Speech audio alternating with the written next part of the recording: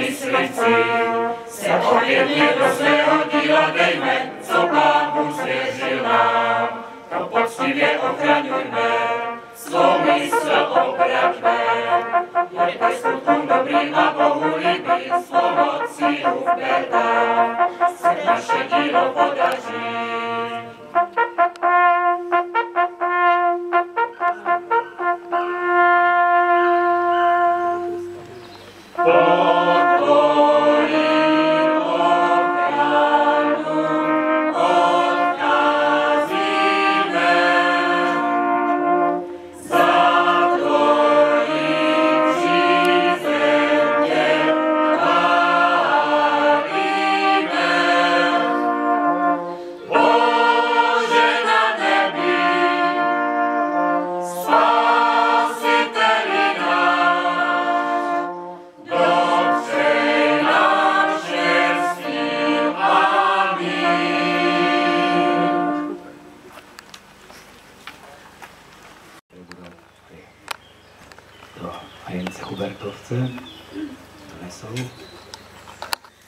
Poděkování, takže máme se na co ještě těšit a příjemnou potom zabavu.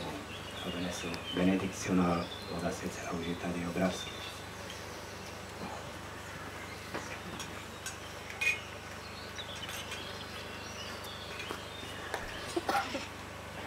Všemohoucí Bože, jsi velký ve svých svatých.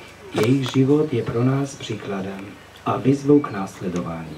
Jejich přímluva působí v našem životě. Vždyť spolu s nimi patříme do tajemného těla tvé církve.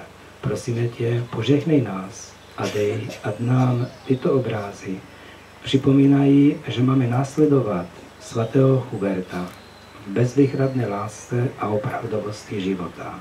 Prosíme o to skrze Krista, našeho Pána. Amen. Požehnám jméno Otce i Syna i Ducha Svatého. Ještě bude modlitba požehnání právě této Hubertky.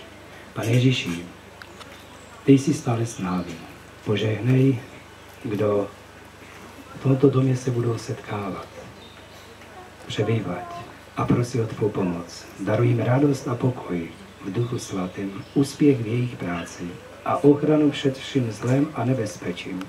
Slyš hlas jejich modlitev a dávej jim denně poznávat a naplňovat tvou vůli, neboť ty žiješ a králuješ na věky věků. Amen. Můžete sednout.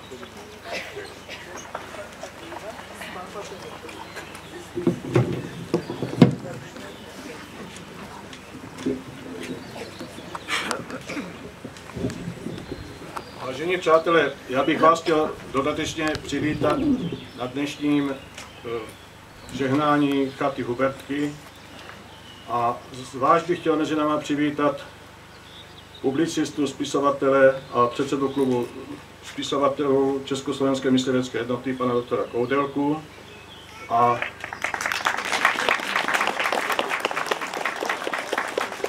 zástupce státního orgánu v Uherském Brodě, šéfa myslivosti a rybářství pana bakaláře Petra Šimčíka. Rovněž vítám všechny vás, hlavně potom ještě sousedy, myslivce z okolních i občany z okolních vesnic Slavkova, Dolního Němčí, Boršic.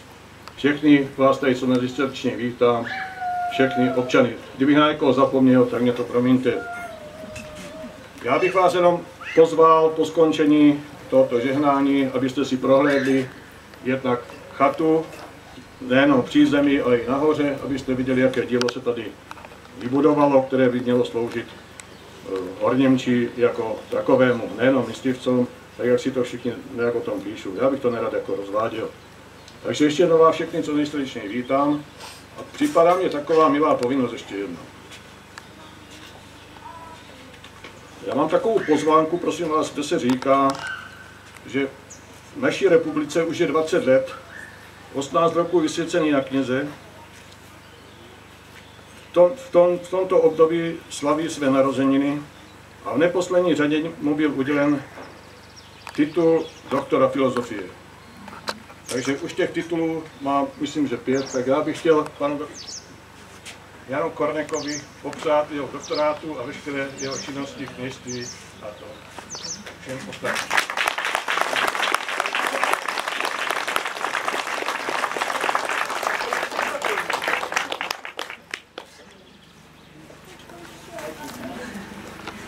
No. A děkuju mu taky za dnešní slova, které tady měl, za dnešní mši, kterou tady osloužil. Takže a vás všechny teda zvu po skončení na zábavu, která bude pokračovat kolem 5. hodiny, a abyste se tady dneska cítili příjemně. Doufám, že to počasí nám bude přát, takže vás tady všechny zvu, aby jsme se tady dneska společně bavili. Děkuju.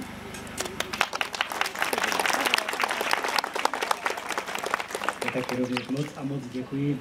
Jsem moc překvapen, tak co mi zbývá vás pozvat všechny do Dubu. Tak příští neděli 10:30 budou tady z Polska, samozřejmě i někteří ze Slovenska, z Německa, tak proč by neměli být i svorní Němčí. 25 velkých plehů koláče z Polska je objednáno v jedné firmě. 4 prasata, tak někdo to musí zjíst. Tak vás opravdu tam všechny zvu, tak jak jste tady.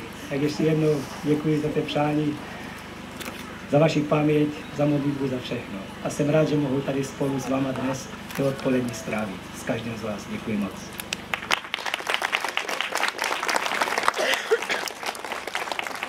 Tak přijmějte požehnání.